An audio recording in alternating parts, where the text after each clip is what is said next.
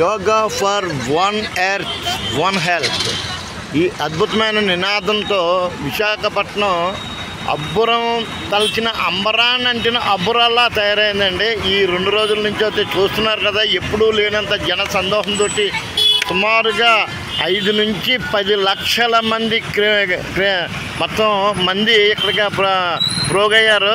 వీళ్ళందరి చేత ఏకబిగున ఒకేసారి మొత్తం అంటే అంతర్జాతీయంగా యాక్చువల్గా 21 జూన్ అనగానే యోగా డే అంటే ఇంటర్నేషనల్ యోగా డే. ఈ దినాన్ని పురస్కరించుకొని ఒక గిన్నిస్ బుక్ వరల్డ్ రికార్డు సృష్టించే ఉద్దేశంతో మన మోదీ గారు ప్లస్ మన చంద్రబాబు నాయుడు గారు మొత్తం ఒక ప్రత్యేకమైనటువంటి ఒక పెద్ద సంకల్పాన్ని అనుకొని ఆ సంకల్పానికి వేదికగా విశాఖపట్నాన్ని వేదిక చేసుకున్నారు.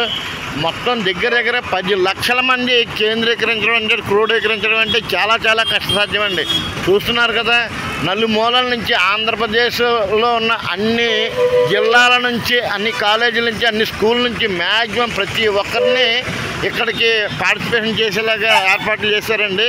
ఇటు భీమిలీ బీచ్ నుంచి టువర్డ్స్ ఆర్కే బీచ్ వరకు మొత్తం బీచ్ రోడ్ అంతా ఈ జనసందోహంతో నిండిపోయింది. ఆ రోడ్డు మీద మ్యాట్లు వేసి అంటే మెయిన్ ముఖ్యమైన కేంద్రాల్లో యోగా మ్యాట్లతోటి అంటే రకరకాల కేంద్రాలు ఏర్పాటు చేశారు. ప్రతి స్కూల్ పిల్లలకు కూడా ఇందులో పార్టిసిపేషన్ కల్పించి ఏర్పాటు చేశారు.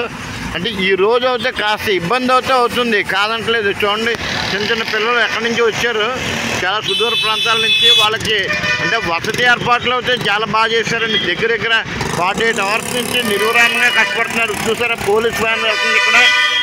మన రాష్ట్రంలో ఉన్న అన్ని police department, special police, civil police, reserve police ఒకటి నుంచి అన్ని చోట్ల నుంచి వచ్చారు. ఇదిగో వీళ్ళందరూ కాలేజ్ స్టూడెంట్లు. ఆదిత్య కాలేజీ లేదు, గీతం కాలేజీలో ఇన్ని కాలేజీ, మన బొల్లయ్య కాలేజీలు, అన్ని కాలేజీలు, ప్రైవేట్ కాలేజీల నుంచి, ప్రభుత్వ యూనివర్సిటీల నుంచి, అన్ని చోట్ల నుంచి మొత్తం తండోపతండాలుగా వస్తున్నారండి. సుమారుగా ఈ రోజు అంతా 21 అనుకున్న తరుణం రానే వచ్చింది. వీళ్ళందరికీ దగ్గర 3 రోజుల నుంచి కంటిన్యూగా ఎక్కడెక్కడి నుంచి వచ్చిన వాళ్ళకి విడిది కల్పించాలంటే మాటలు కాదండి.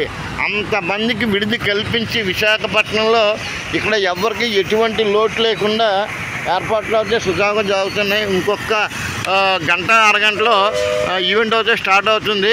అంటే యాక్చువల్గా 6:30 నుంచి కంటిన్యూగా మనకి 8:30 దాకా ఉంటుంది. కానీ ఇది మామూలు అంటే చిన్న కార్యక్రమం అయితే కాదండి, ఇంటర్నేషనల్ అంతర్జాతీయంగా అందులోనూ ఒక Guinness book of world record ఉద్దేశంతో చేపడుతున్న కార్యక్రమం కాబట్టి చాలా చాలా పెద్ద ఈవెంట్, చాలా కష్టసాధ్యమైందండి. ఇటువంటి ఈవెంట్ని అతి చాకచక్యంగా ఎంతో ప్లాన్డ్గా ఎవరికి ఎటువంటి అంటే మా స్థానిక వైజాగ్ పీపుల్కి కూడా ఎటువంటి ఇబ్బంది లేకుండా పోలీసు వారు చాలా అంటే చాలా చాలా కట్టుదిట్టమైన ఏర్పాట్లు చేశారు. అలాగే పొరుగురు నుంచి వచ్చిన స్టూడెంట్లు కానివ్వండి, హెల్త్ డిపార్ట్మెంట్ కానివ్వండి, శానిటరీ సిబ్బంది కానివ్వండి, ఒకటి అందరికీ ఎవరికి ఎటువంటి ఇబ్బంది లేకుండా అన్ని రకాలుగా ఏర్పాట్లు చేశారండి.